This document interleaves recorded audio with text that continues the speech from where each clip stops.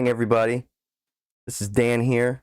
I'm here to talk about my experience with Virtualbox, how I set it up, and what I think about it. So, anyway, let's go ahead and get started. I'm going to type Virtualbox, and also I'm going to pull up the Arch Wiki here. So I'm just going to restore the session. I save everything, and I just, there's a lot that you need to read about Virtualbox and how it works in order to understand it. So this is as a guest. So let's just see where I can just Google Virtualbox Arch Wiki. There it is. So there's a lot of information here that you need to go through to install. And also, we're going to look up, and I'm going to post the links below, but we're also going to look up, where you can find other information. But anyway, I installed these two packages first. And, at first my Virtualbox wasn't working right because there was a couple things that I had to do. I had to enable virtualization in my BIOS, and that's going to be different for everybody. It's not going to be the same thing, so that's a little complicated. Now, I just type in Virtualbox and I open it, but there's different front ends. I'm just reading off the Arch Wiki right quick. So if you want to use Virtualbox in regular GUI, you use Virtualbox, which means you type it out. So here's another VBox SDL command, which only provides plain window for a virtual machine without any overlays. So there's a lot of different ways you can run Virtualbox. So, so it talks about format supported and all that, and you guys can read that right there. But I just want to go over the basics. The basics is you need to have the guest modules installed as well. And the guest editions are right here, so it talks about that. I didn't install the extensions yet, but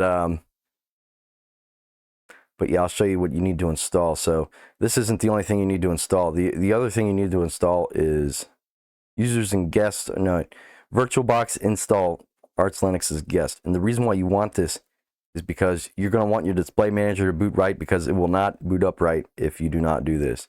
If you do not install Virtualbox guest utils for Virtualbox guest utilities with X support. Now, and you also need to enable, and I'll show you what that looks like. Enable VBox service.service. And you can load the modules, manually if you want to, by modprobe A-A, VBox guest, VBox SF, and VBox video. So you can load them, but I just enable the Virtualbox. So if you're in Arch Linux, or if you're in Systemd, which is what I'm under right now, and I understand how people feel about Systemd. I feel some ways, I feel like it does run good, but I feel like there's too much stuff going on with it. But that's just me. But I've gotten used to Systemd because it's the primary, it's the focus target on what software is being developed on. So that's why I'm just using it. But that's another story within itself. Anyway, what that looks like is sudo system ctl enable VBox service.service. But I already did that, so I don't have to do that now. But you can see VBox service.service right here. That's what you need to enable to run the modules, and that way you'll get results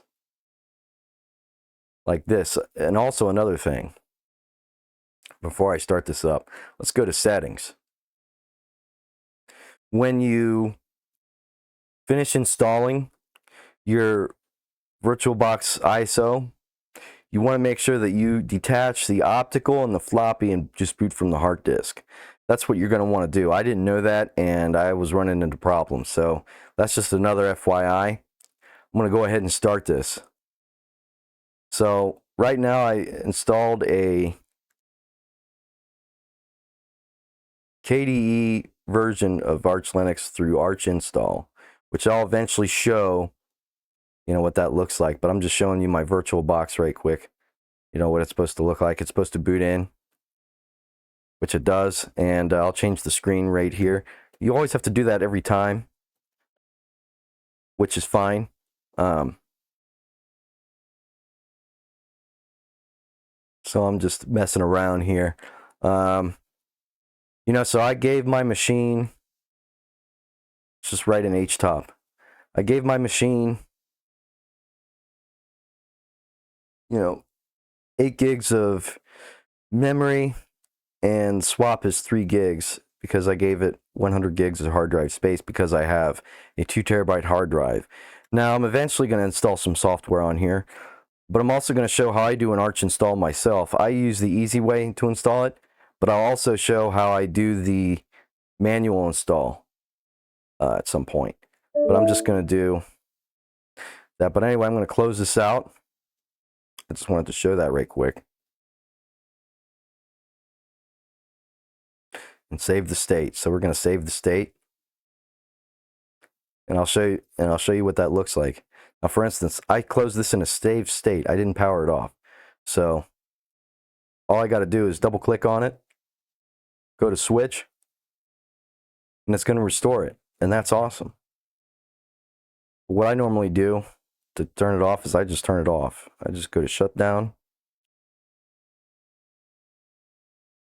And I just close it that way, but I can close it however. So I put Dan at VBox just because that worked. But anyway, that's going to be it for this video. I just wanted to show how I put together VirtualBox, but also, before the video ends, let's see if we can pull up. Let's just say you're using linuxmint. So let's just do linuxmint.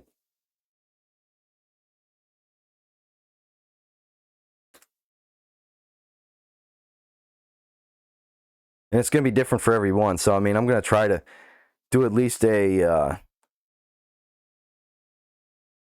So I'm going to provide this link for you guys. This is going to show, because I believe in FOSS. FOSS has never let me down with tutorials. So, but I read all kinds of instructions, guys, because, that's how I learn things. But, that's a basic statement. But what I'm saying is it's easy to miss out on stuff. So you got to make sure that you read all the facts. So I'm just going to provide this for you guys. There's probably a better one.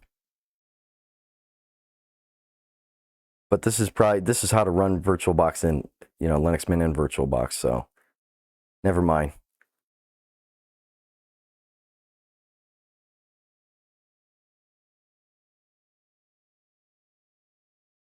So, but anyway, I was gonna include something, but I'm just gonna say this. Arch Linux is an example. So, better yet, let's see what we could do. linuxmint VirtualBox.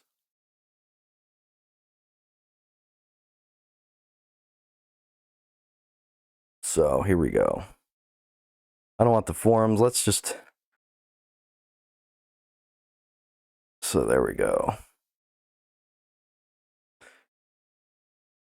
There we go. Installing VirtualBox on Linux Mint. Let's see if this forum will help.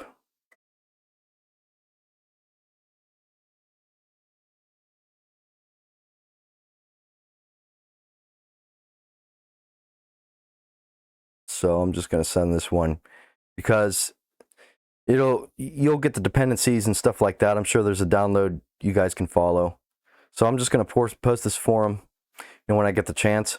But anyway, that's going to be it. If there's any other information, I'll make sure to post it down below. I don't know why I pointed my fingers down because I'm not on camera. But anyway, that's going to be it. Thanks for listening to me. And I did the best I could. If there's anything I'm missing, guys, that have used VirtualBox before or used something else, please let me know. I'm willing and open-minded to look at everything as much as I can. But anyway, thanks so much for your support. That's going to be it. See ya. This has been a Dan Matheny production. Thanks for watching.